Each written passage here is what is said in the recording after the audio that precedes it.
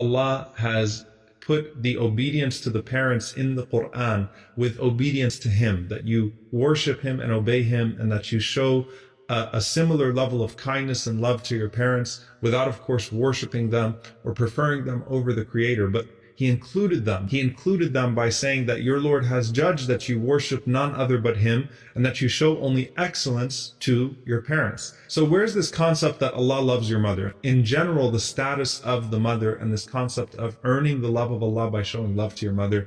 The Prophet, peace be upon him, had a man who approached him and said to the Prophet, peace be upon him, that I committed a major sin. Is there any way for me to repent to Allah?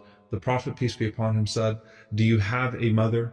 Is your mother alive? And the man said no. He said, well, does your mother have a sister? Do you have an aunt that's alive? The man said yes. The Prophet, peace be upon him, said, then go be good to her, show her some ihsan, show her some excellence and some love, and hope for Allah's mercy in the process of that. And the Prophet, peace be upon him, mentioned Al-Khala, the maternal aunt, that she has the station of the mother. So she's the number 2 when it comes to that honor and that love.